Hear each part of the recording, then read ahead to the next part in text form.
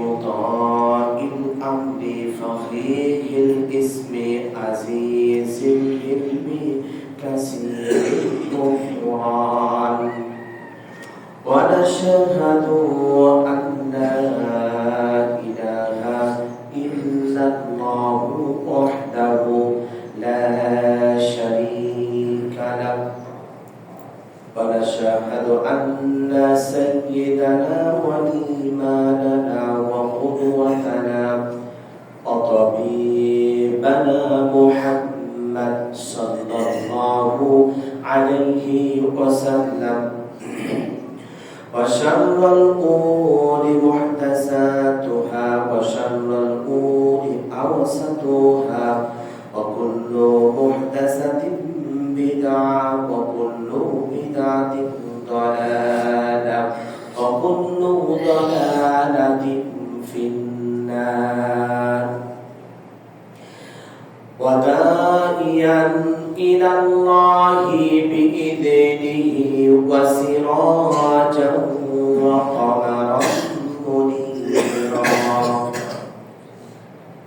أما بعد فقد قال الله تعالى في كلامه المجيد والفرقانه الحميد أعوذ بالله من الشيطان الرجيم بسم الله الرحمن الرحيم وقال الذين كفروا لولا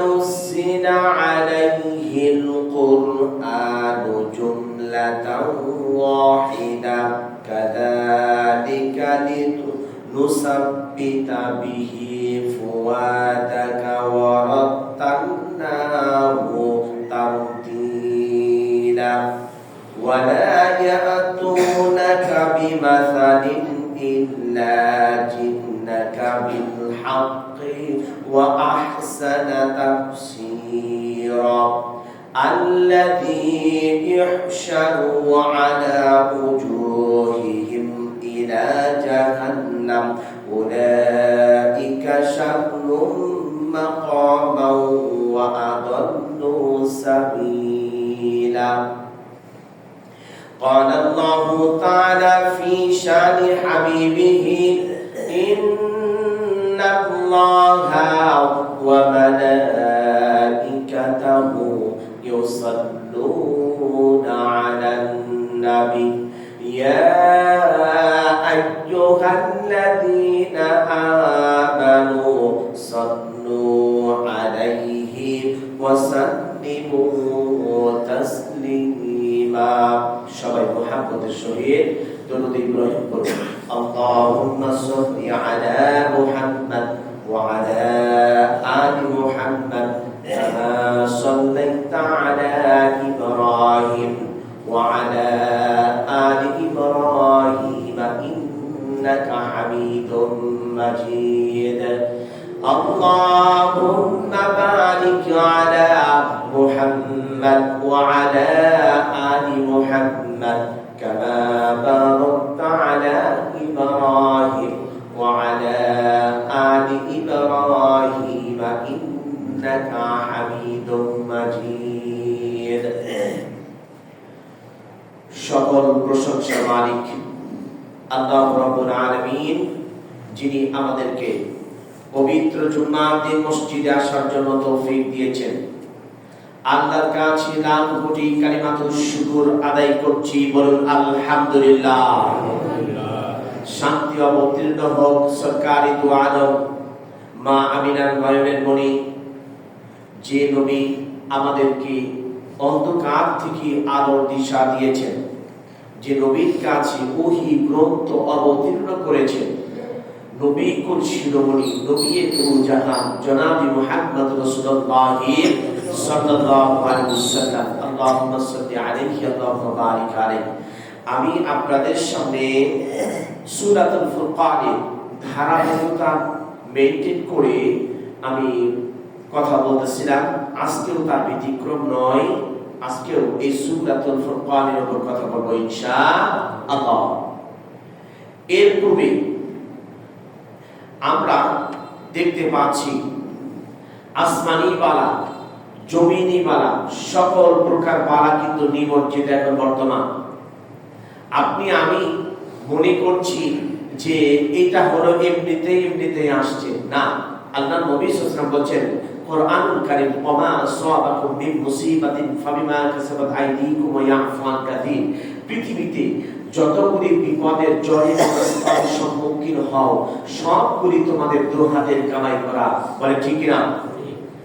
দ্বিতীয়ত দেখেন, তুরস্কে নেপালে একটি দিন ছিল, গতকালকে আমি যেটা দেখলাম সেটা 2003 অথবা 96 দিকে। এই নেপালেতে যত বড় বড় রাষ্ট্র আছে সব রাষ্ট্র থেকে বাহিনীর যত বড় বড় প্রধান আছে সকলকে দাওয়াত দিয়েছেন। দাওয়াত দেওয়ার পর ওইখানকার যিনি সেনাবাহিনীর প্রধান উনি সবাইকে দাওয়াত দিয়েছেন, কমপক্ষে প্রত্যেকটা দেশের 10 জন সর্বনিম্ন। আসার পর একটি জায়গা বা একটি হাউস তেনারা চুজ করেছেন। চুজ করার পর সেখানে নায়িকা, গায়িকা, নর্তকী, মদ, খাবার দাবার যা কিছু আছে অল এভরিথিং, যেটাকে বলা যায় তাল হওয়ার জন্য, মাতাল হওয়ার জন্য যা দরকার সম্পূর্ণ কিছু আছে। যখন এক পর্যায়ে মদ খেয়ে যখন সে পড়ে যাওয়ার উপক্রম হয়ে যাচ্ছে, তখন ওই দেশের সেনাবাহিনীর প্রধান বলেছিলেন যে তার ছোট একজন ব্রিগেডিয়ারকে বললেন যে তুমি দেখো কোরআন শরীফ কোথায় আছে। তখন তিনি নিয়ে আসলেন, বলছেন নিয়ে আসো। তখন উনি হতচকিত হয়ে দাঁড়িয়ে রয়েছেন। তখন আরেকটা ধমক দিলেন, মানে আর্মির ডিফেন্সের যারা আছে কমান্ড করলে তার সঙ্গে সঙ্গে পালন করতে হবে, এইটাই নিয়ম। তখন নিভাল দিতে যখন তিনি নিয়ে আসছেন কোরআনুল কারীমটাকে, অনেক হাত কাঁপতাছে দিচ্ছে, দিবার পর তখন তিনি শিখছেন একটা একটা করে পৃষ্ঠা, বলছেন যে তুমি 14 নম্বর পারার প্রথম পৃষ্ঠা 7 নম্বর লাইনে বের করো, ইন্না নাহনু নাযালনা যিকরা ওয়া ইন্না লাহু লাহাফিজুন। তখন বলেছেন এর অর্থ নিশ্চয় আমি মহা পবিত্র গ্রন্থকে নাজিল করেছি, এর সংরক্ষণ করার দায়িত্ব আমি আল্লাহ। বলেন আল্লাহু আকবার। পৃথিবীতে এমন কোন কিতাব নেই তার মালিক তিনি বলছেন যে আমি রক্ষা করব। হিন্দুদের ধর্ম দেখেন, খ্রিস্টানদের ধর্ম দেখেন, বৌদ্ধদের ধর্ম দেখেন, কোন কিতাবের মধ্যে এমন করে নেই কথা। তখন তিনি কোরআন শরীফের একটা করে পৃষ্ঠা ছিঁড়ছেন, নর্তকীরা যেখানে নাচতেছে ওইখানে ছিঁড়ে দিচ্ছেন। এমন করে টাকা যেমন আমরা দেখতে পাই যাত্রা পালাতে বা বাউল গানের মধ্যে 10 টাকা, 20 টাকা, 100 টাকা, 500 টাকা এমন ছুঁড়ে দেয়, ঠিক তেমনি ভাবে কাগজের মতো কোরআন শরীফের পৃষ্ঠা ছিঁড়ে দিচ্ছেন। তখন কিরানা সাহেব বলেন, স্যার আমি দেখছি উত্তর গগনে একটি মেঘ কারণে জমা হয়েছে, যে কোনো সময় আমি পূর্বাভাস লক্ষ্য করছি আমাদের উপর বিপদ নেমে আসবে। তখন ওনাকে একটা ধমক দিয়ে তিনি বসিয়ে দিলেন। সেনাবাহিনীর কি যখন বসিয়ে দিয়েছেন, বসিয়ে দেওয়ার পর বলছেন, স্যার আমার মন সায় দিতেছেন আমি এখানে থাকবো না, আপনারা থাকলে থাকতে পারেন। তখন বলছেন না তুমি থাকবে। তখন বলছে ওয়াল্লাহি আল্লাহর কসম করে বলছি যে আল্লাহ আমাকে পৃথিবীতে আমাকে পাঠিয়েছেন, সেই আল্লাহর কিতাব দিয়ে যেহেতু হরি খেলা হচ্ছে আমি এখানে থাকতে রাজি নই, যে কোনো সময় গজব আসতে পারে। তখন ওইখান থেকে উনি যখন বের হয়ে গেলেন কিছুক্ষণের মধ্যেই প্রায় 2000 ফিট নিচে এই নেপালটিতে ওইখানকার জায়গা সহ লোক সহ চলে গিয়েছেন। ডুবুরি প্রায় 1 থেকে 2000 এর মতো ডুবুরি দিয়ে যখন খোঁজা হলো, তার লাশ যখন উদ্ধার করা হলো, সবাইকে যৌন উন্মাদনা অবস্থাতে পাওয়া গেছে 200 অধিক লাশ। আমার মনে হয় আমার বাংলাদেশের থেকে ব্যতিক্রম ধরনের নয়, আমি মনে বুঝাইতে পারিনি। নাস্তিকদের এখন উত্থান হয়েছে, একটু কিছু হলে আল্লাহকে নিয়ে কি যেন পাগল ছাগলগুলি গান গায়, আল্লাহকে নিয়ে কি বলতেছে না বলতেছে তো কোনো ঠিক ঠিকানা নেই। এরপর আরেকজন চ্যালেঞ্জ ছুড়ে দিয়েছে নামাজের কথা নাকি কোরআনুল কারিমে নেই। আরে নামাজ তো ফার্সি শব্দ, এটা তো এই শব্দটা কোরআনে থাকবে কিসে? কোরআন আরবি ভাষা, ফার্সি ভাষাতে তো নাজিল হয়নি, তাও সেটা থাকবে কেন? সালাত শব্দ আছে, কায়েম করতে বলেছে। আসলে আপনি আমি যে ভাষাটা ইউজ করি মাতৃভাষা, আপনি আমি বলতে পারি না কয়টা ভাষা সংমিশ্রিত আছে। ৩৬৫টি ভাষা এই বাংলা ভাষার মধ্যে সংমিশ্রিত আছে। আপনার ছেলেকে যদি আপনি বলেন কেদারাটা নিয়ে আসো, ও বুঝবে না কেদারাটা কি শব্দ। কেদারা অর্থ চেয়ার, চেয়ার ইংলিশ শব্দ। আপনি যদি বলেন যে পোলাও ভাত না করে যদি আপনি বলেন তেল ভাত খাও বা সাদা ভাত খাও, ও বুঝবো না। পোলাও ভাত এটাও ইংলিশ শব্দ। আপনি বলছেন মেজবানি, এই মেজবানি শব্দের অর্থ যে অনুষ্ঠান, এটাও ইংলিশ শব্দ। আপনি বলছেন আদালত, কোর্ট, কাছারি, এগুলি সবগুলি ইংলিশ শব্দ। তাহলে আপনার আমার মধ্যে বাংলা শব্দ কোথায়? আমি বোঝার জন্য বলছি। হ্যাঁ, আমরা বাংলাদেশী, আমরা মাতৃভাষা আমাদের বাংলা, শুদ্ধ বাংলা আজ পর্যন্ত বলতে পারি না। 2005-এ যখন আমি পুরান থেকে এসেছি, আসার পর ওখানে আমাকে বলছি, আমি এক ছাত্রকে বলছি যে বাবা তুমি ঝাড়ু নিয়ে আসো। ঝাড়ু চেনে না। আশ্চর্য, আমি দাঁড়িয়ে গেছি, আমি দেখতে পাচ্ছি যে ঝাড়ু নিয়ে আসো। ও বলতেছে যে ঝাড়ু কি, ঝাড়ু কি? আমি বলছি তুমি বুঝো না ঝাড়ু কি? ওই যে দেখো ওখানে কাঠির ঝাড়ু বা ফুল ঝাড়ু দেখছি, উঠে নিয়ে এসো। ও এটা নাম তো হলদা। চিটাগং আছে স্নেহ এবং চিটাগং। এই চিটাগং অরিজিনাল যেখানে আছে, ওরা যতক্ষণ ঘরের মধ্যে থাকবে ততক্ষণ আপনার শুদ্ধ কথা বলবে বাচ্চাকে শেখানোর জন্য। আর আপনি আমি বলছে ধমক দিয়েছি। আপনি আমি কখনো শুদ্ধ কথা বলি না, আঞ্চলিক কথা বলছি। ও যখন ভার্সিটিতে যাবে কোনো শুদ্ধ কথা বলতে পারবে না, তখন বলবে খ্যাত মার্কা একটা কোলা আসছে, খ্যাত মার্কা একটা মাইয়া আসছে। এই জন্য আল্লাহ নবী সাল্লাল্লাহু আলাইহি ওয়াসাল্লাম বলছেন আমাকে শিক্ষিত মা দাও, শিক্ষিত জাতি দিব। এটা একটা নেপোলিয়ন বলেছেন। এটা আল্লাহ নবী সাল্লাল্লাহু আলাইহি ওয়াসাল্লাম বলছেন খায়রুকুম মান তাআল্লামাল কুরআন ওয়া আল্লামাহু। সবচেয়ে শ্রেষ্ঠ মানুষ ওই ব্যক্তি পৃথিবীতে যিনি কোরআন শরীফ শিখে এবং শিখায়। আপনি দেখেন পৃথিবীতে যত মানুষ আছে সব কিছু থেকে শ্রেষ্ঠ বলেন কেন? একটু না বিকাশে কোরআন আপনাকে যতটুকু ভাষা চয়ন করে সাবলীলভাবে উপস্থাপন করেছে, পৃথিবীর কোন মানুষ, কোন ডাক্তার, কোন সাহিত্যিক, কোন বিজ্ঞানী, কোন মানুষ এমন সুন্দর করে চয়ন করে কথা বলতে পারবেও না। এক, আপনার আমার দেশে এটা কেন আসছেন? এটা হলো নভেম্বর মাসের 28 তারিখ। আমেরিকা একটি জায়গাটির নাম ভুলে গেছি। নভেম্বর মাসের 30 তারিখ আসলে ওরা সেই দিন তার গডকে থ্যাংক ইউ জানায়। এই থ্যাংক ইউ জানানোর উদ্দেশ্যটা হলো এই যে সারা বছর আমরা আমাদেরকে আমাদের গড ভালো খাওয়িয়েছে, ভালো পড়িয়েছে, অফিস আদালত কল কারখানা সবকিছু সুন্দরভাবে করতে পারছি। এই জন্য 30 তারিখে আমরা আমাদের গডকে থ্যাংক ইউ জানাই। হ্যাঁ, আপনি আমি বাঙালি, হুজুগে বাঙালি বাংলা বলে আলকাতরা খাই, এইটাতে কোনো মিস নাই। এই জন্য আমরা 31 তারিখ ডিসেম্বর মাসের 39 ফার্স্ট ডে পালন করি। দেখেন ওরা, আপনি আমি মুসলমানের ঘরের জন্ম, এর জন্য শুকরিয়া আদায় করা দরকার। আমরা একবার আল্লাহর শুকরিয়া আদায় করি না।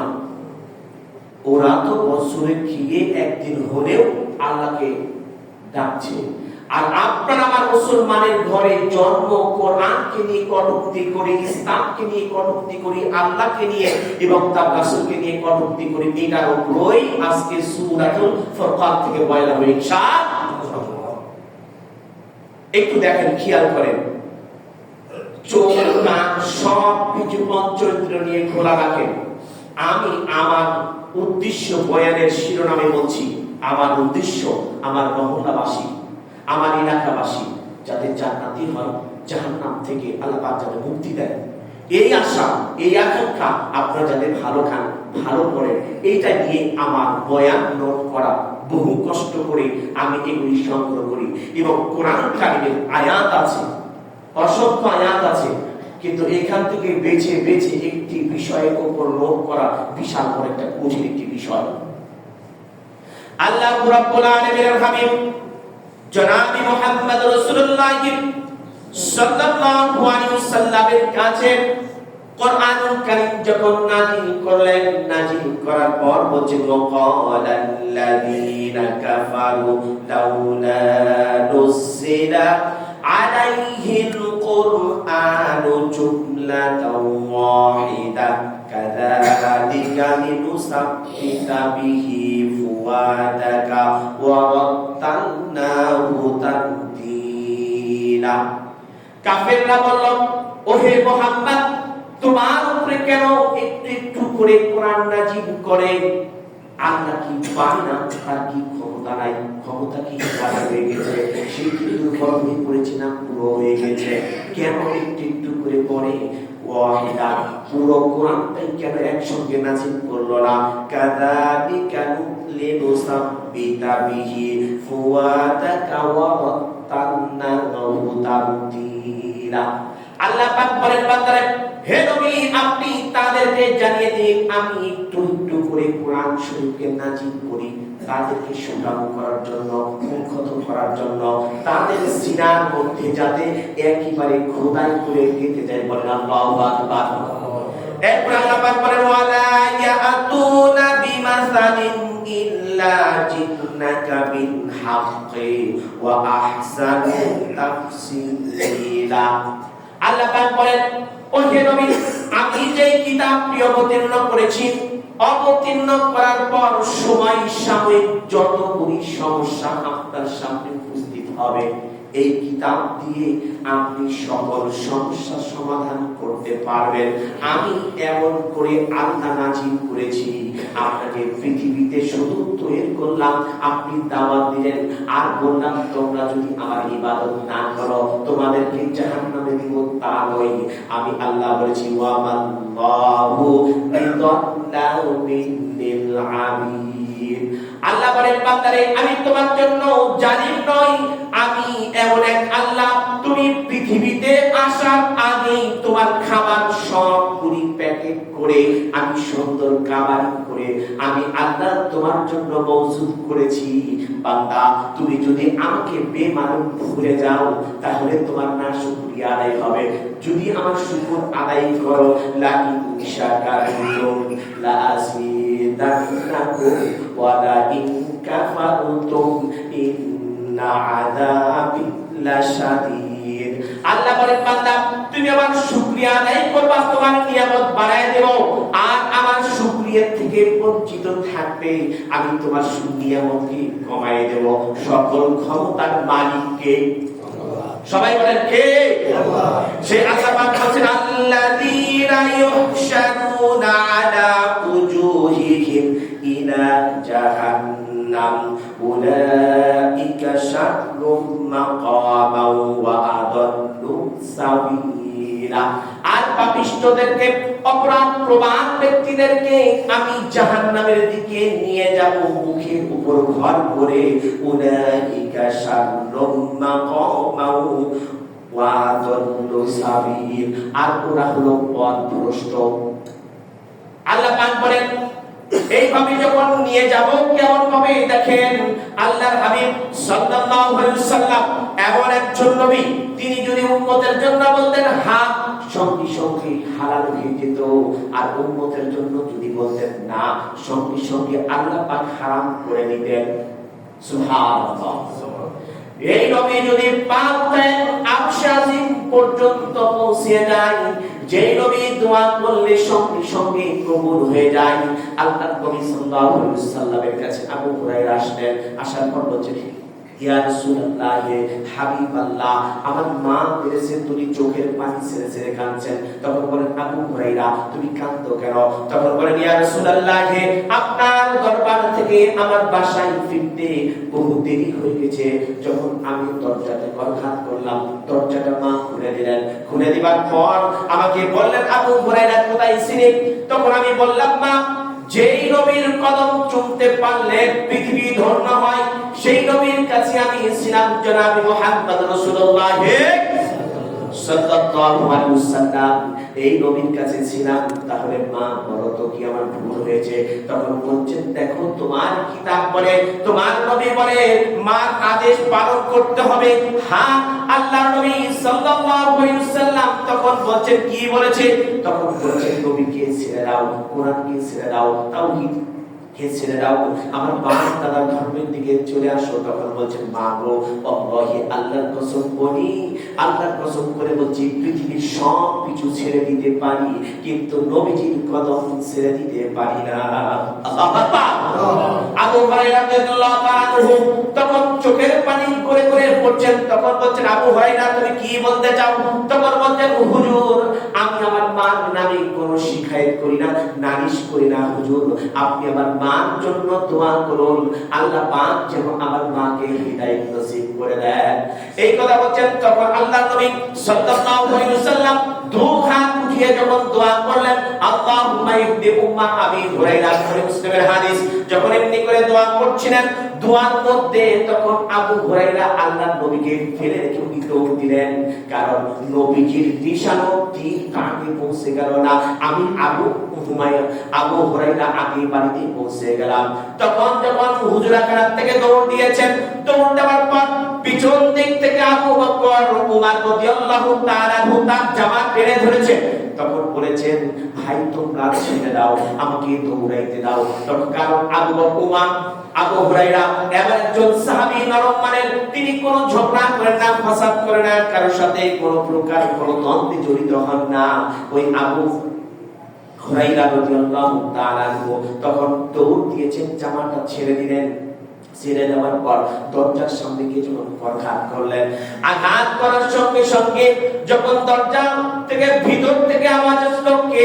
তখন বলছেন, মা আমি তোমার আবু হুরায়রা, দরজা ঠিক হলো। তখন বলছেন, বাবা একটু দাঁড়াও, আমি তোমার জন্য দরজা খুলছি। তার মা ছিলেন বৃদ্ধা, সাদা চুল।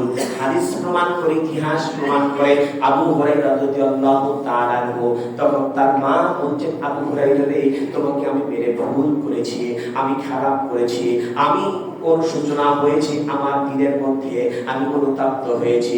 আবু হুরায়রা তুমি আমাকে নিয়ে চলো মুহাম্মদ রাসূলুল্লাহ সাল্লাল্লাহু আলাইহি ওয়াসাল্লামের দরবারে। কিতাব প্রমাণ করে, হাদিস সহিহ হাদিস প্রমাণ করে, তার চুল বেবে, সাদা চুল বেবে পানি পড়তাছিলেন। তখন বলছেন, মা তুমি কি গোসল করেছো? তখন বলেছেন, বাবারে তুমি আসার আগে আমি গোসলখানায় ঢুকে গোসল করে কমপ্লিট হয়েছি। এখন চলো সেই নবীজির দরবারে, যেই নবীজি আলোর দিক থেকে, অন্ধকারের দিক থেকে আলোর দিকে নিয়ে যায়। আল্লাহু ওয়ালিয়্যুল্লাযীনা আমানু ইউখরিজুহুম মিনায-যুলুমাতি ইলান-নূর। জোরে বলুন আমিন। আল্লাহ পাক আমাদের সকলকে কবুল করুক, জোরে বলুন আমিন। আবু হুরায়রা রাদিয়াল্লাহু তাআলা সঙ্গে নিয়ে যখন নবীজির দরবারে চলে গেলেন, যাওয়ার পর বলছেন, আসসালামু আলাইকুম ইয়া রাসূলুল্লাহ, কি হাবিবাল্লাহ, আপনার কাছে আমার মাকে নিয়ে আসছি হুজুর। আপনি যে দোয়া করেছিলেন, দোয়ার মধ্যে ফেলে রেখে দৌড় দিয়েছিলাম, আমার মা বলেছেন তার অনুশোচনা হয়েছে, তার অসুস্থতা, দুর্বলতা ধরা পড়েছে হুজুর, আমার মা কি কথা বলে একটু শুনুন। তখন বলছেন, ইয়া রাসূলুল্লাহ, ইয়া হাবিবাল্লাহ, আমার মন বলছে সব ধর্ম বাতিল, আপনি যে কথাটি দাওয়াত দিচ্ছেন এটাই হলো সবচেয়ে সঠিক। হুজুর আমাকে পড়িয়ে দিন কালিমাতুশ শাহাদা। সবাই বলুন, আশহাদু আল্লা ইলাহা ইল্লাল্লাহু ওয়াহদাহু লা শারীকা লাহু ওয়া আশহাদু আন্না মুহাম্মাদান আবদুহু ওয়া রাসূলুহু। দোয়া কবুল হলো। আল্লাহ নবী সাল্লাল্লাহু দোয়া করছেন, কবুল হয়নি, এক প্রমাণ করছি। দেখেন সূরাতুল ফুরকান, কি সূরার উপর কথা বলছি সবাই বলেন? সূরাতুল সত্য মিথ্যা পার্থক্য করার, সূচিত করার জন্য একটি সূরা। আপনি আমি কিভাবে চলবো, খাবো, ফিরবো, তার ল আইন যাচ্ছে এই সূরাতুল ফুরকানের মধ্যে দেওয়া। আল্লাহ পাক নাযিল করেছেন ওহী, আপনার আবার কোন মন করা কোন কথা চলে? আল্লাহ নবী সাল্লাল্লাহু আলাইহি ওয়াসাল্লাম তার সাহাবী হযরত ওমর রাদিয়াল্লাহু তাআলা নূর সিদ্ধান্তের উপর কয়েকটি আয়াত নাযিল হয়েছে, অসংখ্য আয়াত। আল্লাহর নবী সাল্লাল্লাহু আলাইহি ওয়াসাল্লাম জানাজা পড়ার জন্য এক সাহাবী তিনি মারা গিয়েছেন, জানাজায় চলে যাবেন, এমনি সময় পিছন দিক থেকে জামা টেনে ধরলেন। তখন বলছেন আবু ওমর বলতেছেন, ইয়া রাসূলুল্লাহ, আপনি ওর জানাজায় যাবেন না? তখন বলছেন, কেন? আখতারিনি আল্লাহ, এখন পর্যন্ত আল্লাহ আমার কাছে ওহী নাযিল করেনি, তুমি কেন আমাকে নিষেধ করছো? তখন বলেন, ইয়া রাসূলুল্লাহ, উহুদের ময়দানে সাহাবীদেরকে নিয়ে পিছন দিক থেকে ভেগে গেছে, বদরের ময়দানে আমাদের সঙ্গে সমস্যা করেছে। প্রত্যেকটা মুহূর্তে আপনার সামনে যতক্ষণ থাকি ততক্ষণ ভালো, আর আপনার পিছন যখন চলে যায় তখন আপনার বিরুদ্ধে শুধু বদনামি করে। তখন বলতেছেন, ওমর তুমি বাধা দিও না, আমাকে যেতে দাও। নবীজির জামা টেনে ধরলেন। নবীজি এরপরে জোরে যখন অতি দ্রুত গতিতে গিয়ে যখন তার জানাজাতে হাজির হলেন, জানাজাতে হাজির হওয়ার পর প্রথম শব্দ ছিল, এর থেকে কারো কিছু কোনো ঋণ পাও কিনা? তখন বলছেন, না, কেউ পাই না। আর যদি ঋণ থাকে আমি মুহাম্মদ সাল্লাল্লাহু আলাইহি ওয়াসাল্লাম জানাজা পড়াবো। আমাদের কথাকথিত নিয়ম হলো যার অর্থ সেটা কাছে বসে হুজুর পড়া, এটার ব্যবস্থা করে দেব, পরে 1 টাকা দেয় না। বলেছি ঢাকা শহরে 100টা প্রমাণ আছে, তাহলে ওই ব্যক্তিটা কি করবে? আল্লাহ নবী জানাজা পড়েননি, 1 টাকা ঋণ থাকলে ঋণ শোধান জানাজা হবে। আল্লাহ নবী সাল্লাল্লাহু আলাইহি ওয়াসাল্লামের সাহাবী একজন বলছেন, ইয়া রাসূলুল্লাহ, আমি টাকা পাবো? তখন বলছে, তাহলে আমি চাইবা কোন টাকাটা শোধাবে? প্রথম এক সাহাবী বের হয়ে, বুখারী মুসলিম হাদিস বলছি, বের হয়ে বলছে, হুজুর আমি ওর ঋণের দায়িত্ব আমার, আপনি জানাজা করান। তখন নবীজি জানাজা করেছেন। দেখেন, এটা হলো মুনাফিকি চরিত্র। দুদিল বান্দা কালেমা চোর, না পাই শ্মশান, না পাই ঘর। ওই ব্যক্তি তখন বলছেন 1 নাম্বার হলো মুনাফিকি চরিত্র ছিল।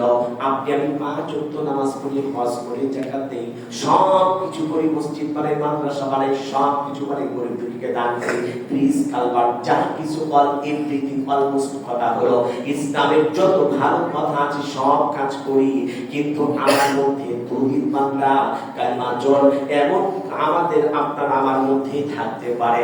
এইখান থেকে বের হয়ে আসতে হবে। আল্লাহ নবী সাল্লাল্লাহু আলাইহি ওয়াসাল্লাম দোয়া শিখেছেন, আল্লাহুম্মা ইন্নী আউযু বিকা মিনাশ শিকাকি ওয়ান নিফাকি সুইল আখলাক। এই দোয়াটি পড়বে যে তার মধ্যে থেকে নিফাকির রোগ অর্থাৎ মুনাফিকি চরিত্র দূর হয়ে যাবে। বলেন আল্লাহু আকবার। আল্লাহ নবী সাল্লাল্লাহু আলাইহি ওয়াসাল্লাম জানাজাতে গেলেন, যাওয়ার পর তার জামা খুলে দিয়ে ওই ব্যক্তির কাফন বানিয়ে দিলেন। দেখেন কত বড় একজন ভাগ্যবান। এরপরে তার মুখের মেলা তার মুখের মধ্যে দিয়ে দিলেন। দিবার পর বিশাল লম্বা একটি জানাজার দোয়া পড়লেন।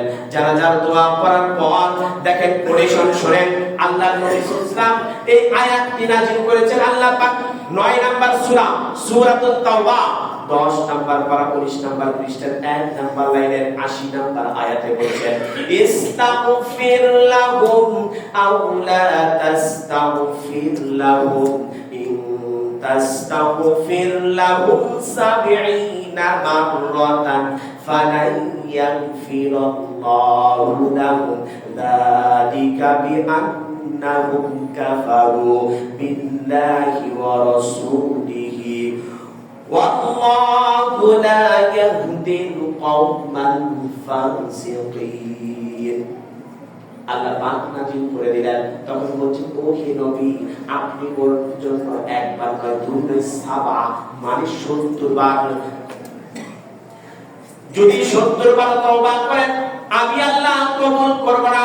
তখন নবীজি জিজ্ঞাসা করলেন, রব্বুল আলামিন কেন? তিনি বলছেন, যালিকা বিআন্নাহুম কাফারু বিল্লাহি ওয়া রাসূলিহি। ওরা হলো কুফরি করেছে আল্লাহ এবং তার রাসূলের সাথে, দ্বীনের সাথে। কুফরি করার জন্য আল্লাহু লা ইয়াহদিল কওমান ফাসিকিন। আর ওই ব্যক্তিদেরকে আল্লাহ হিদায়াত নসিব করেন না, ফাসিকদের। প্রমাণ, আপনি আমি মুনাফিকি চরিত্র, সব কিছু করছি। আপনার আমার মতো উবাই ইবনে সুলতান দাড়ি ছিল, হজ করতেন, যাকাত দিতেন, নামাজ পড়তেন, তার আমি জীবনী গত রাত্রি করেছি। আসার সময় গাড়ির মধ্যে মানে আমার সময় এখন খুব সংকট, তারপরেও জামাত মিস করছিলাম, বিশাল বড় স্ট্রাগল হয়ে গেছে, আমার জন্য কষ্ট হচ্ছে, কিন্তু দিনের খাতিরে এই কষ্টটা করছি, যদি এই অবস্থাতে মারা যায় আল্লাহ আমাকে জান্নাত দেবে, এই আশা আকাঙ্ক্ষা নিয়ে আমি কাজ করছি। আল্লাহ নবী সাল্লাল্লাহু আলাইহি ওয়াসাল্লাম তখন বলছেন, রব্বুল আলামিন, আমি তো আমার মুখের লালা দিলাম মুখের মধ্যে, কিন্তু কেন তওবাটা কবুল হবে না, আমার জামাত কাটিয়ে দিলাম। তখন বলছেন, ইউরিদুনা আইয়াতাহাক্কামু ইলা তাগুত। আল্লাহ পাক বলেন, ও নবী, ও শুধু নিজে ইসলাম থেকে দূরে থাকতো না, অন্যকে দূরে থাকার জন্য চেষ্টা করতো, বিভিন্ন ভাবে ছলে বলে বলা কৌশলে দূরে রাখতো, আর বলতো আমরাই সঠিক, ওরা সঠিক নয়। এই জন্য ইস্তাগফির লাহুম আও লা তাস্তাগফির লাহুম ইন তাস্তাগফির লাহুম ৭০ মাররা। নবী হে, এই সকল সাহাবীদেরকে সাক্ষী রেখে বলছি, আমি আল্লাহ, আপনি থাকেন, ওয়াল্লাহি আজ থেকে 1450 বছর আগে কোরআন নাযিল হয়েছে, ওই কোরআনটা যদি বর্তমান সময়ে আপনি নিয়ে এসে দেখেন, এই আয়াতের আঙ্গিকে, এই আয়াতের দলিলে, এই সূরার দলিলে, এই কোরআনের দলিলে, এই পারার দলিলে, এই আয়াতের দলিলে, তাহলে আমাদের অধিকাংশ জানাজা হয় না, বলে ঠিক কি না? আমরা তো মুনাফিকের কিন্তু বাহিরে নয়। আপনি আমি মসজিদে এক কথা বলি, মসজিদ থেকে বের হয়ে যাওয়ার পর আরেক কথা, এইখান থেকে ছোট খান সাহেবের বলে যাব আরেক কথা, ওইখান থেকে আরেকটু এগিয়ে যাব আরেক কথা, ওইখান থেকে এগিয়ে যাব আরেক কথা, সকলে মিলে ভুল মিটিং করে যে কথাটা বলছি তার থেকে ব্যতিক্রম ধরনি, বলে ঠিক কিনা? আমার মন বলছে নতুন করে মনে হয় এই আয়াতটি আল্লাহ পাক নাযিল করলেন, আয়াত মনে হয় নাযিল করছেন নতুন করে। দেখেন তো আল্লাহ নবী সাল্লাল্লাহু আলাইহি ওয়াসাল্লাম তিনি বলছেন, রব্বুল আলামিন, আপনার তো আমি হাবিব, আমি দোয়া করলে আমি উম্মতের জন্য কোনোদিন কোনো কিছু চাইনি, আমি কিয়ামতের দিন রেখে দিয়েছি, সকল নবী পয়গম্বররা পৃথিবীতে গেছে, আমি শুধু নবী, আমি কোনোদিন কোনো কিছু চাইনি। তাহলে আল্লাহ, আমি যে এখানে ইস্তেগফার করলাম, তুমি আমাকে ইস্তেগফার ফিরিয়ে দিবা। তখন আল্লাহ পাক বলেন, যালিকা মানে ইহা বিআন্নাহু কাফারু, শুনো, বিআন্নাহু কাফারু, ওই ব্যক্তিটা কুফরি করেছে বিল্লাহি, আল্লাহর সঙ্গে, ওয়া রাসূলিহি, রাসূলের সঙ্গে, আল্লাহ এবং রাসূলের সঙ্গে কুফরি করেছে। তাহলে আগুন সরকারকে ফাঁসির কাস্টে ঝুলানো দরকার আছে না নাই? বুঝে একটা একটা করে কোটেশন বলছি। নতুন করে একজন ফিরাউন জন্ম নিয়েছে, একজন মহিলা, তার কথা শুনে আমার মনে হলো যে আপনাদের জুতার যতটুকু মূল্য আছে ওই ব্যক্তির মূল্য এতটুকু নেই। আল্লাহকে নিয়ে এত কটূক্তি করছে। আচ্ছা, আপনি দেখেন তো অন্য কোন ধর্ম নিয়ে এত কিছু মারামারি আছে, এত জ্বালা কেন, এত জ্বালা কেন ইসলামটাকে নিয়ে? ইসলামটা আপনাকে কি বলছে যে তুমি মারো, ধরো, খাও, এমন কি বলছে? না। উমর রাদিয়াল্লাহু তাআলা খলিফাতুল মুসলিমিন, দেখেন ইসলাম কতটুকু সাবলীল এবং শান্তির ধর্ম। উমর রাদিয়াল্লাহু তাআলা খলিফাতুল মুসলিমিন, একজন বিদয়ী সাহাবী মুশরিক এসে বলছেন, আমিরুল মুমিনিন, আমার মূর্তির নাম কেটে নিয়ে গেছে। তখন বলছেন, কি বলছো? তোমার মূর্তির নাম কেটে নিয়ে গেছে। দেখেন, আজ আপনার মতো আমার মতো এমপি, মন্ত্রী, মিনিস্টার, বিচারক যদি হয়, তার উদ্যত্ত মূর্তির নাম কেটে রেখেছে, আমি কি করবো? জানাবেন। দেখেন ইসলাম কি বলছে আর আপনি আমি কি বলছি। আলাইসা আল্লাহু বিআহকামিল হাকিমিন, সবচেয়ে বড় বিচারক কে? সবাই বলেন কে? সূরাতুদ দ্বীন, আলাইসা আল্লাহু বিআহকামিল হাকিমিন, আমি আল্লাহ সবচেয়ে বড় বিচারক, আর বিচার করার জন্য আমি একটি কিতাব নাযিল করে দিয়েছি। সুবহানাল্লাহ। উমর রাদিয়াল্লাহু তাআলা বলেন, আল্লাহর বান্দারে, তোমার যতক্ষণ পর্যন্ত ওই মূর্তির নাকের মধ্যে নাক না লাগাই দিতে পারবো, আমি আল্লাহর নামের কসম করে বলি, আমি উমর ততক্ষণ পর্যন্ত এক গ্লাস পানি পর্যন্ত পান করব না। সুবহানাল্লাহ। আর আপনার আমার নেতার চ্যালেঞ্জ, আমি যদি আসতে পারি তোমাকে গরুর চাকার মতো একটা জিলেপি বানিয়ে দেব, তুমি সারা বছর বসে বসে খেলে। মৃত্যুকে কি বলছেন দেখেন, কোরআন কি বলছে আর আপনি আমি কি বলছি। আপনাকে আমাকে হাতে হাতে পা পা করে জাহান্নামের দিকে নিয়ে যাচ্ছি, আপনি আমি বুঝি না তা। এই কথা বলি হুজুর উগ্রবাদী, হুজুরের মেজাজ খারাপ, হুজুরের বইয়ের সাথে ঝগড়া করছে, হুজুর এইটা করছে সেটা করছে। কালকে ভেমরাতে কথা বলতেছি, কথা বলার শেষে আমাকে বলছে হুজুর আজকে কি আপনি রাগ? আমি বলছি কেন? আমি তো রাগ করে আসিনি ভাই, একটা প্রোগ্রাম শেষ করে আরেকটা প্রোগ্রাম আসছি, বুঝতেছেন না আমার শরীরের গতি তো বুঝতে হবে ভাই। আর আমি এখানে টাকার জন্য প্রোগ্রাম করতে আসিনি, আপনি আমাকে দিবেন শুধু গাড়ি ভাড়া। আমি কি টাকার জন্য প্রোগ্রাম করতে আসছি? দেখেন তো কি বলছেন, উমার রাদিয়াল্লাহু তাআলা 3 দিন না খাওয়া, বলছেন 72 ঘন্টার মধ্যে আমি ফেরত দিয়ে দিব। যোহর নামাজ পড়ে সকলকে রাখছেন, এখানে বিচার হবে। সৌদি আরবে যারা অরিজিনালি সৌদি, তাদের কাছে দেখবেন এখানে একটা চাকু থাকে। মানে কিছু হুজুরদের সাথে আমি কাছে তো পড়ি অনলাইনে, ওদের কাছে থেকে সবসময় এখানে একটা চাকু থাকে, খুব ধারালো, চকচক করে, মানে আলোর সামনে ধরেন সেই রকম লাগে। তাই বলছি হুজুর এটা কেন? এটা বুঝবি না, এই আমাদের বাপদাদা আমল থেকে এমন হয়ে আসছে, সবসময় আমার কাছে এটা থাকে। তো এটা কি তার লাইসেন্স প্রাপ্ত করে? হ্যাঁ, আমাদের সরকারি ভাবে লাইসেন্স করা। দেখেন উমার রাদিয়াল্লাহু তাআলা বলছেন ওই মূর্তিটির নাকটিকে কেটে নিয়েছো, তখন বলছেন আমরা কেউ কাটিনি, না বলার কারণে বলছে শোনো আমি আজকের জিম্মাদার, আমি সকল সাধারণ কথার জিম্মাদার, 12,500 বর্গ মাইলের আমি জিম্মাদার। ওই মূর্তির নাকটা যদি আমি না লাগাই দিতে পারি, কাল কিয়ামতের ময়দানে আমাকে আসামির কাছে কাঠ করে দাঁড় করে দিবে। বলার সঙ্গে সঙ্গে তখন চাকুটি বের করলেন, বের করার পর নাকের মধ্যে লাগাইছে, নাক কেটে ফেলবেন। তখন একজনে সে বলছেন পায়ে ধরে আমিরুল মুমিনিন আপনি নাকটি কাটবেন না, ওর সাথে আমার একটু কথা কাটাকাটি ছিল, ওর সাথে আমার একটু ঝগড়া ছিল, এই জন্য রাগ করে ওর মুক্তির নাকটি আমি ভেঙে ফেলে দিয়েছি। বিচার দেখেছেন কেমন? আর আপনার আমার বিচার হয় চারদিকে টাকা, তার দিকে বিচার, যার দিকে বিরিয়ানির প্যাকেট তার দিকে বিচার, যার সবচেয়ে বড় রুই মাছ যে বাসায় পাঠাইতে পারবে তার বিচার ঠিক বলবো ভাই। কারণ দেখেন আমি কিন্তু শুধু উজামপুর থাকি না, আমি এখন যে জায়গাতে পড়াইতে যাই ওই দিকে আরো বেশি ভেজাল। এক কাপ চা দিলে পিছন পিছন সারাদিন ঘুরে। এক কাপ চার দাম কয় টাকা, কফির দাম কয় টাকা? সন্ধ্যার সময় ভাই কয় টাকা যাই বাজার করো লাগবে। ভাই আপনার ব্যক্তিত্বটা কি? ইসলাম কি আপনাকে এটা শিখিয়েছে? ইসলাম আপনাকে এটি শিখায়নি। আপনি সবচেয়ে উচ্চতম মানের অধিকারী, আপনার সম্মান মান ইজ্জত সব উৎরেট করে দিয়েছে, আর আপনি নিজে হাতে মান সম্মান ক্ষয় দিয়েছেন। এই জন্য আল্লাহ পাক বলেছেন ও বান্দা শোনো, তুমি যেইভাবে কাজ করছো, চলছো, ফিরছো, খাইছো সম্পূর্ণটাই ভুল, আর আমি আল্লাহ তোমাকে অনেক সময় তোমাকে মাফ করে দিয়ে থাকি।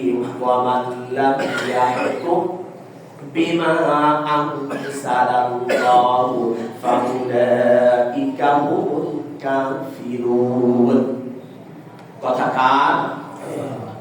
সবাই বলেন কথা কার? অর্থটা শুনেন। যারা কোরআন দিয়ে বিচার ফয়সালা করে না ওরা কাফের।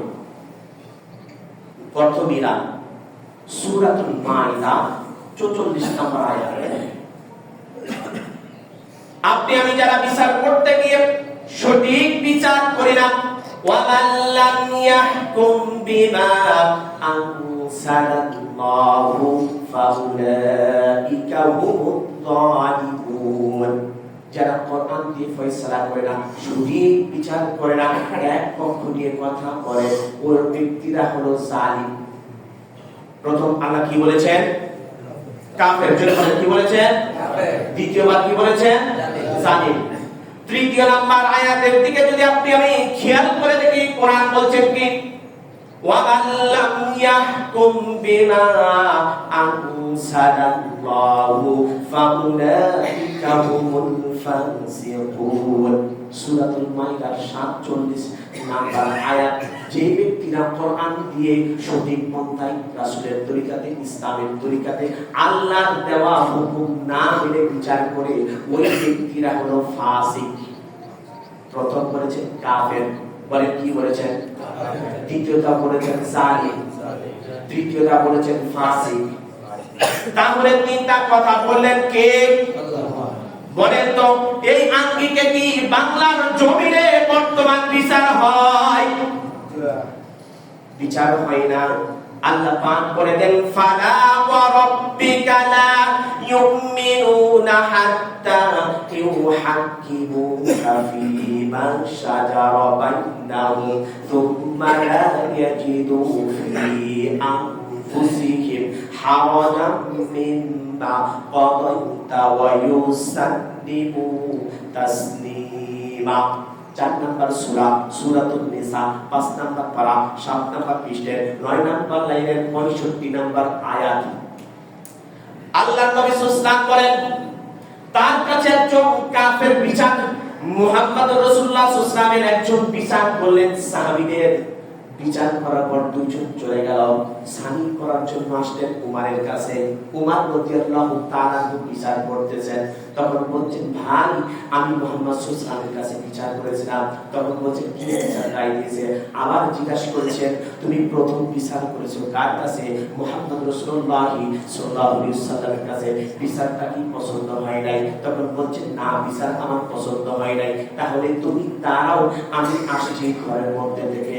উমার রাদিয়াল্লাহু তাআলা তার ঘরের মধ্যে ঢুকলেন।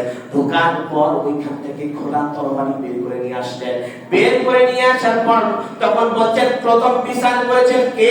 তখন বলছেন মুহাম্মদ সাল্লাল্লাহু আলাইহি। আবার বলছেন প্রথম বিচার করেছেন কে? মুহাম্মদ সাল্লাল্লাহু আলাইহি। আবার বলছেন প্রথম বিচার করেছেন কে? মুহাম্মদ রাসূলুল্লাহ সাল্লাল্লাহু আলাইহি ওয়াসাল্লাম। তখন বলছেন বিচারটা কি পছন্দ হয় নাই? তাহলে তুমি কি আমার কাছে কিসের জন্য আসছো? বিচারের সানি করাইতে আসছি। তখন বলছেন তরবারিটি খাপের মধ্য থেকে বের করে দোধারা তরবারি একটা কোপ দিয়ে তার গর্দানটা আলাদা করে দিয়েছেন। আলাদা করে দেওয়ার পর মদিনার গলিতে ছড়িয়ে পড়লো উমার মানুষ হত্যা করেছে, মুসলমান হত্যা করেছেন। তখন আল্লাহ নবী সাল্লাল্লাহু আলাইহি ওয়াসাল্লাম বলছেন যাও উমারকে ডেকে নিয়ে আসো। তখন বলেন হুজুর এই সমস্যা এই জন্য আমি হত্যা করেছি। জিবরাইল আমিন এসে দেখছেন মুহাম্মদ রাসূলুল্লাহ সাল্লাল্লাহু আলাইহি ওয়াসাল্লাম ফালা ওয়া রাব্বিকা লা ইউমিনু হাত্তা ইউহাক্কিমুকা ফীমা শাজারা বাইনাহুম থুম্মা লা ইয়াজিদু ফী আনফুসিহিম হারাজাম মিম্মা কাদাইতা ওয়া ইউসাল্লিমু তাসলিমা। বলেন আল্লাহু আকবার। বিশ্বের সকল মানুষের চোখে আঙ্গুল দিয়ে দেখিয়ে দিলেন মুহাম্মদ, হে মুহাম্মদ আপনি শুনুন আপনার বিচার, আপনার ফয়সালা, আপনার কাজ, আপনার কর্ম, আপনার অনুমোদন যারা পছন্দ করে না ওই ব্যক্তিদেরকে আমি আল্লাহ পছন্দ ওই ব্যক্তিদের বিচার যে উমার করেছেন এটাই সঠিক বিচার। উমার ভুল কিছু করে নাই। ও মুসলমান না, ও একটা মুনাফিক। মুহাম্মদ সাল্লাল্লাহু আলাইহি ওয়াসাল্লামের উপরে মান উল্টে করে গেলে আমি আল্লাহ বরদাস্ত করি না। যাদের হৃদয় আছে আল্লাহর ভয় তারা প্রভু পথ ভুলে যায় না। আল্লাহর প্রেম ছাড়া এই দুনিয়ায় কারো কাছে কোনো কিছু চাই না। আমিন। কোরআন নিয়ে বেঁচতে চাই, মরতে চাই, বলেন ইনশাআল্লাহ। এই কিতাবের মালিক কে? আপনার আমার জীবন পরিবর্তন গোল ঘুরিয়ে দিবেন তিনি কে? আল্লাহু আকবার। আজকে একটি নতুন তথ্য বলেছি, আগামী শুক্রবার আরো আপনাদের তথ্য বলবো ইনশাআল্লাহ। কারণ আমি তো আসি দেরিতে, কারণ আপনার কাজ বেশি। আমরা মনে হয় মরতাম না, আমাদের সার্টিফিকেট দেওয়াই আছে, ঠিক না? আমরা টিকিট নিয়ে আসছি, যেমন প্লেনের টিকিট আগে করতে হয়, ওই সিটটা আমার বুকিং। আমার মনে হয় যে আমি শুধু বলবো, আপনারা কেউ করতেন না। রাগ করলে কিচ্ছু করার নেই ভাই। আজকে আপনারা আমার জন্য হজের দিন, আজকে আপনার জন্য আমার জন্য হজের দিন মক্কা হাজি বলে হজ পাই না, ঠিক আমরা হজ করব। বলেন তো যারা ইমাম সাহেব দাঁড়ানোর পর আসছেন, একজনের নাম ফেরেশতাদের খাতায় উঠেছে? স্যার বোঝেন, আমি যে অফিসে কাজ করি, যেমন আমি বর্ণমালা মডেল স্কুলের শিক্ষক, হেড মাওলানা, ওইখানে আমি যখন 1 মিনিট পরে গেলেও যিনি এই খাতাটাকে মেইনটেইন করছেন, ওই যেখানে সই করছি ওটার নিচে আন্ডারলাইন করে দেন লাল কলম দিয়ে। কেন? আজকে আমার দেরি হয়েছে। আপনারা যারা মসজিদে ঢুকছেন পরে, আপনারও নামের নিচে আন্ডারলাইন করা হয়েছে। সহজ ভাষায় বুঝি ভাই, সহজ ভাষায় বুঝি। আমি যে পয়েন্টটা নিয়ে আসছিলাম, এখনো মনে হয় 2 ঘন্টা কথা বলে শেষ হবে না। একটার পর একটা আয়াত, এই যে খাতাটা দেখছেন, এই কোরআন দেখছেন, একটার পর একটা সিরিয়াল করছি। 68 ঘন্টা পড়েছি এই একটা বইয়ের উপর, 68 ঘন্টা। 68 ঘন্টা পড়ে এটার উপরে স্টাডি করে মুজাফফর বিন মুহাসিন সাহেব আজকে খুতবা দিতেছেন। এই যে আমি মনে হয় দামসি আজকে শেষ। ওনার সাথে কথা হয়েছে, উনি বলছেন তুমি আসো। আমি বলছি হুজুর আজকে আমার তো বয়ান আছে, হলো নরসিংদী 5 ঘন্টাতে যাব, মাদকদ্বীপ পার হয়ে কাটান। আমার থেকে বড় ভাই, আমি এই মসজিদকে কেউ আগে চিনতো না, মুজাফফর কইলে কেউ চিনতো না। কারণ মুজাফফরটা কি 58 49তম ওয়াজ মাহফিল করে এখন পর্যন্ত কেউ চিনে না। আমি আবহাওয়া চিনানোর ব্যবস্থা করে দিয়েছি। 8টি চ্যানেলে আমার নামের নিচ দিয়ে টেক ওঠে, খতিব সাহেব মুজাফফর নোয়াপুরা কেন্দ্র সেন্ট্রাল জামে মসজিদ। আমি যেখানে দিয়েছি ওখানে আমার নাম দিয়েছি। আর মুজাফফরই চিনে না। ময়নাটে যখন প্রথম আসছি, ভাই মুজাফফর যাব, রিকশা চিনতে। আপনি এখন যান, আমার এক নামে ছেড়ে আমি এখন জানি, কারণ দুইটা কয়েকজনের সাথে বড় বড় নেতার সাথে করা দুইটা কথা হয়েছিলাম। কথা বলার পর কোন মসজিদে থেকে আমি মুজাফফর মাদ্রাসা মসজিদে থাকি, নোয়াপুরা মসজিদের আমি ইমাম খতিব। তখন বলতেছে এই জন্য তো করা কথা। বাড়ি কই? মুসাফার বাড়ি বগুড়া কাইবান্দাজিরা গোবিন্দনগর শহর। মানে পানি যাচ্ছে, এর ময়লা পানিটা ঠিক মতো কাজ করতেছে না। বলছি ভাই এটা কে গো? যাওয়ার সময় আসার সময় যাই গোসল করার সময় যাই, আবার আসার সময় আরেকবার আসে গোসল করতে হবে, আবার যাই আবার গোসল করা লাগে, আবার এইটাতে একটা খুব কষ্টদায়ক। অফিসের লোক যারা যাবে, দেখেন আপনি আমি জাহান্নাম কিভাবে কিনে নিচ্ছি, রাস্তা বন্ধ করে দিচ্ছি মানুষের, আবার ময়লা পানি ছাড়ছি। আল্লাহ নবী সাল্লাল্লাহু আলাইহি ওয়াসাল্লাম বলেছেন, যে ময়লা সরিয়ে দিল সে জান্নাতের মধ্যে ঘর বানিয়ে নিল। বুঝেন এই কথা? বুখারী মুসলিমের হাদিস। কষ্টদায়ক বস্তু সরিয়ে ফেলে দেওয়া, আর আমি মানুষকে কষ্ট দেওয়ার জন্য আমি রাস্তা বন্ধ থাক, ও কি করতে পারে? আরে আপনার পৃথিবীতে কিছু করতে পারতো না, মনে দেখেন না কি করতে পারে। আপনাকে পৃথিবীর মানুষ সেলুট দিতে পারে, এর থেকে ডাবল সেলুট ফেরেশতারা আপনাকে দিবে, বলে ঠিক কি না? তখন বলছিলেন হুজুর পড়া করা কথা হবে, আমি আজকে বন্ধ করব। বলছি আপনি কবেন কি? আমি আজকেই বন্ধ করেন, না হলে দেখেন কেরা কি করে। পরে রিকশাওয়ালারা শুরু করেছে, আপনি এখানে পানি দেন, আমরা গরিব মানুষ দেখে। তখন দেখি পরের দিন দেখি পানি বন্ধ। আলহামদুলিল্লাহ, আলহামদুলিল্লাহ। ইসলাম যদি পরিপূর্ণতা থাকতো বাংলাদেশে, মানুষ সবাই শান্তিতে বসবাস করতো, যার যার ধর্ম শেষে পালন করতো। নজিরটা দুর্নীতি। আর আপনি কি করছে? আল্লাহ আমাদের কবুল করুন, আমিন। আপনাদের সকলের কাছে